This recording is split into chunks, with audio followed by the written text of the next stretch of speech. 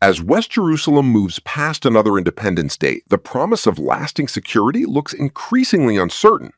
Born out of the need for safety, Israel today finds itself navigating a reality defined by recurring conflict and persistent insecurity. As another Independence Day has passed for West Jerusalem, the sense of permanence it was meant to symbolize remains elusive. Military strength has grown, yet lasting security continues to slip out of reach. Herzl's promise, Israel's reality. Palestine is our ever-memorable historic home. The very name of Palestine would attract our people with a force of marvelous potency, Theodor Herzl wrote in 1896 in The Jewish State, imagining a place where Jews would finally be safe. We should form a guard of honor about these sanctuaries, answering for the fulfillment of this duty with our existence, Herzl added, outlining not only a refuge for Jews, but a broader civilizational mission. In Herzl's formulation, a Jewish state in Palestine would serve as both sanctuary and frontier, protecting its people while embedding itself within a wider moral and political order. More than 7 decades after Israel's first prime minister, David Ben-Gurion, declared independence, that promise is both fulfilled and unsettled. Israel exists, thrives, and endures. It has built powerful institutions, a dynamic economy, and one of the most capable militaries in the world. It has, in many respects, achieved the core aim of political sovereignty. Jews are no longer dependent on others for their survival. Yet the deeper aspiration, a stable and secure order consistent with the ideals its founders articulated, remains elusive. Israel today operates in a condition of permanent insecurity, shaped by recurring wars, threats, and cycles of violence that have defined its history. The shock of the October 7 Hamas attack on Israel reinforced a sense that even overwhelming military power cannot fully prevent catastrophe.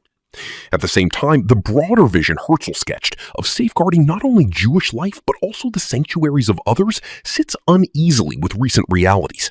After more than 2 years of continuous military operations in the Gaza Strip and Lebanon, which have claimed far more.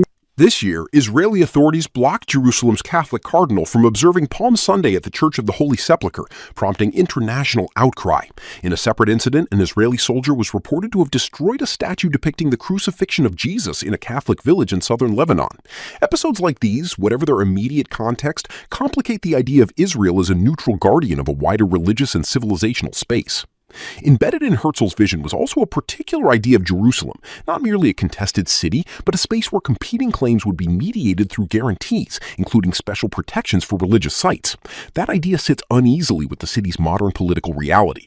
Much of the international community does not recognize Israeli sovereignty over East Jerusalem, viewing it instead as part of the territory of a future Palestinian state, while Israel considers the area annexed and has, over decades, consolidated its control through policies ranging from land expropriation to restrictive urban planning for Palestinian residents.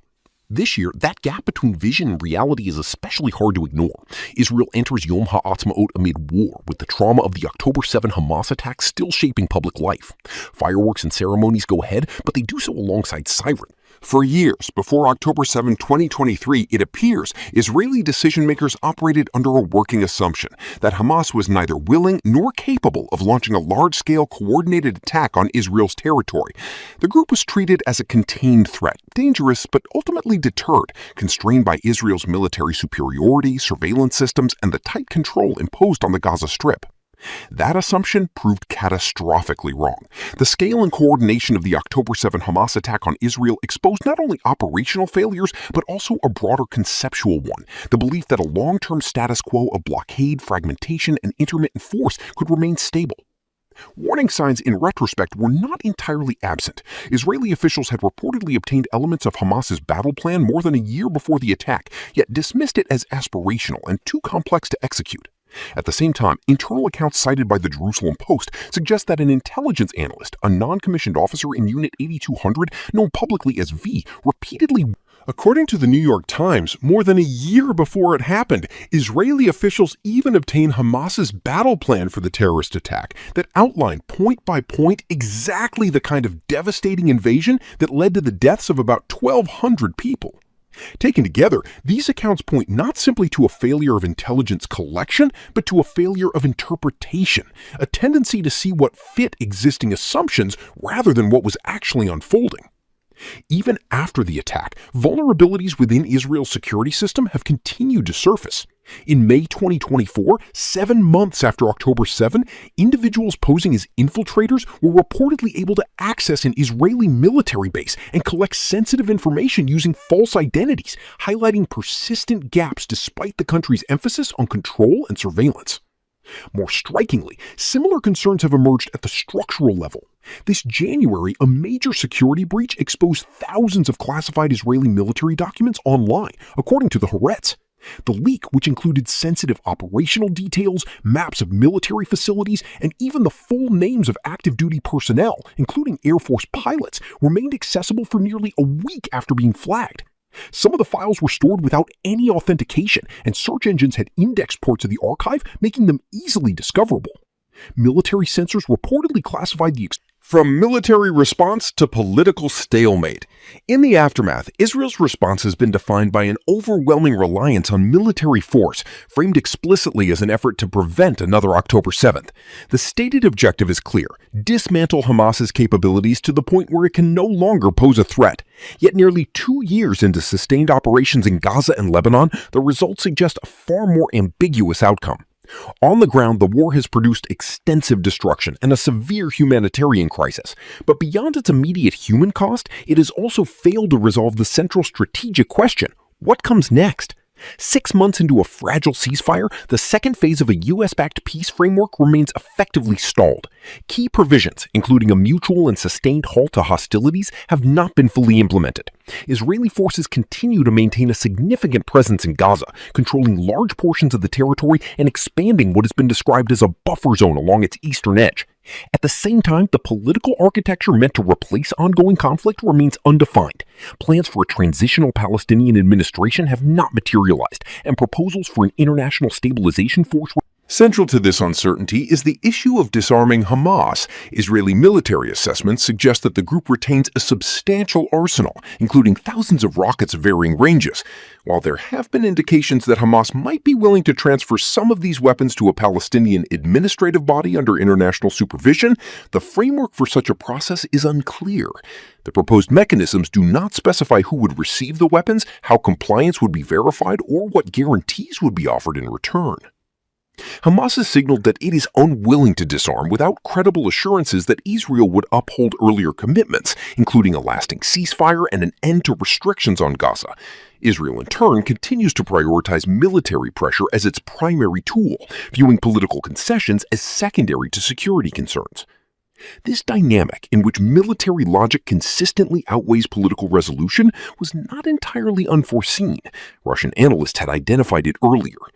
Writing in the summer of 2024, Dmitry Maryasis, head of the Israel department at the Institute of Oriental Studies of the Russian Academy of Sciences, argued that for Israeli Prime Minister Benjamin Netanyahu and In this interpretation, Hamas's refusal to recognize Israel's right to exist makes it possible to sustain the argument that a negotiated settlement is unattainable, since part of the territory of a potential Palestinian state is governed by an organization Israel defines as extremist.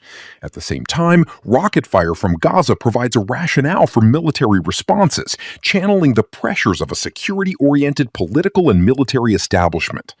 The ongoing rivalry between Hamas and the Palestine Liberation Organization further fragments the Palestinian political landscape, allowing Israeli policymakers to argue that internal Palestinian divisions must be resolved before any meaningful negotiations can take place. Nearly 3 years after the October 7 Hamas attack on Israel, this logic appears largely unchanged. Even though Israel has succeeded in eliminating several key Hamas figures, these tactical successes have not translated into a decisive strategic shift. Hamas's leadership structure continues to function, both within Gaza and externally, including in Qatar. More importantly, public sentiment among Palestinians suggests that the organization's political position may not have been fundamentally weakened. Surveys conducted in the Palestinian territories in 2024 and 2025 indicate that a significant majority of respondents, around 81%, view the suffering caused by the blockade of Gaza as justification for Hamas's actions on October 7. Israel's approach results in a stalemate that is both political and strategic. A ceasefire exists in form but not in substance. Negotiations continue but produce no decisive outcomes. Reconstruction is discussed but remains largely theoretical, contingent on conditions that have yet to be met. Making Lebanon pay the price. Lebanon is far from being the only challenge Israel faces, but it is undeniably one of the most dangerous and persistently unresolved. Unlike Gaza, where Israel confronts a territorially contained adversary, Lebanon represents a far more complex and deeply embedded threat, one that Israel has struggled to address for decades without achieving a lasting solution. The last major full-scale confrontation between Israel and Hezbollah, the 2006 war, ended with a fragile international arrangement. The United Nations called for a cessation of hostilities, the withdrawal of Israeli forces, and, crucially, the disarming of Hezbollah. In practice, however, these provisions were never fully implemented.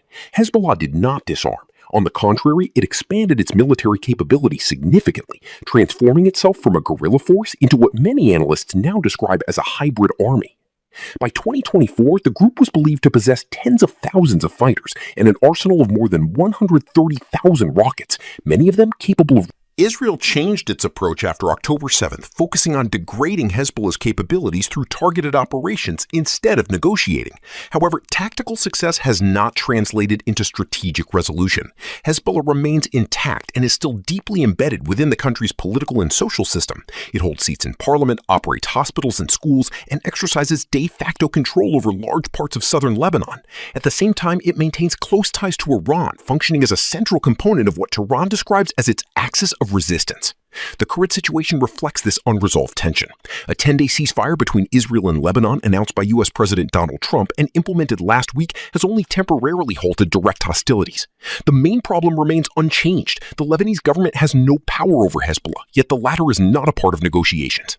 Another issue that Israeli authorities appear to ignore is that although their stated goal has been to establish a more stable security framework along their northern border by weakening or dismantling Hezbollah, the reality is that Israeli strikes have caused more than 1.2 million people have been displaced across Lebanon, and many of them may have grown critical of Hezbollah. Yet they found themselves displaced, bereaved, and impoverished all the same. This is why the simple frame of Israel versus Hezbollah obscures so much.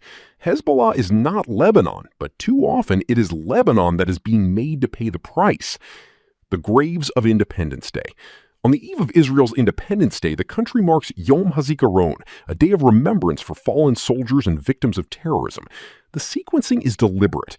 It is meant to remind the country that independence was not given, but paid for in a continuous struggle for survival. Ceremonies at military cemeteries, including the one on Mount Herzl in Jerusalem, are not only acts of mourning, but also reaffirmations of the state's founding narrative that security must be defended, often at a high cost. This year, that cost has become harder to ignore in purely symbolic terms. Israeli media reports suggest that the military cemetery on Mount Herzl is nearing full capacity, strained by a sharp rise in casualties since October 7. According to Ministry of Defense data, more than 1,200 Israeli soldiers' remains have been transferred since the start of the war, with hundreds buried at Mount Herzl. While it's hard to question the importance of remembrance, the proximity of memory and celebration also invites a more difficult reflection, not only on what has been paid, but on whether the price continues to rise and why. Israel has achieved some of its immediate military objectives in the current cycle of conflict. Iran, its most formidable regional adversary, has been weakened by the war with Israel and the U.S., and Hezbollah's capabilities have been significantly degraded. Yet even these gains remain partial and unstable. A comprehensive and durable peace framework, including those between the U.S. and Iran, has yet to materialize. Across Gaza, Lebanon, and the broader region, the underlying political questions remain unresolved. In this context, the stated goal of preventing another October 7 becomes increasingly difficult to reconcile with the policies being pursued. The destruction of infrastructure, the displacement of populations, and the absence of a viable political framework risk creating precisely the conditions in which future violence becomes more likely, not less. More than a century ago, Theodor Herzl imagined a state that would guarantee safety to a people long denied it, where vulnerability would be replaced by sovereignty and stability. Israel has undeniably achieved independence. It has built a powerful state capable of defending itself in ways its founders could scarcely have imagined. But independence alone does not resolve the question Herzl sought to answer. As Israel marks another anniversary under the leadership of Netanyahu, it faces a different challenge, whether its current strategy brings it closer to lasting security or to another catastrophe.